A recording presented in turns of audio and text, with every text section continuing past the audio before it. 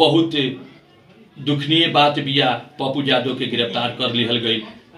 ऐसे महसूस हो रहा बटुए कि बिहार में जे भी कोई मदद खातिर हाथ बढ़ावल जाए ओकरा के गिरफ्तार कर लिहल जाए, कोनो ना कोनो तरीका से जेल में डाल दिहल जाए।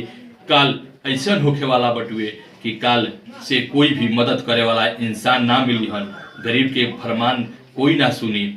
हम एगो जीता जागत नमूना बानी जौन की राजेंद्र नगर में बाढ़ आई रहे, जना में पप्पू यादव ऐसा इंसान ही हमारा के रेस्क्यू करके बाहर निकलले रहे। जौन की रोआ के हम एगो वीडियो दिखावे जा रहा बनी, वो वीडियो हमारा पास रहे वो टाइम के रोआ के हम वीडियो दिखा रहा बनी। वो वीडियो में देखी पप्पू यादव कैसे हेल्प कर रहा वो टाइम में। तो अभी भी वहाँ के कोरोना काल में लोग के भोजन दे रहा बनी, खाना दे रहा बनी, हेल्प कर रहा बनी। तो का ऐसने होके के चाहिए कि जे मदद खातिर हाथ उठाई ओकर के हाथ के दबा दिहल जाए। ये सब गलत बात बिया।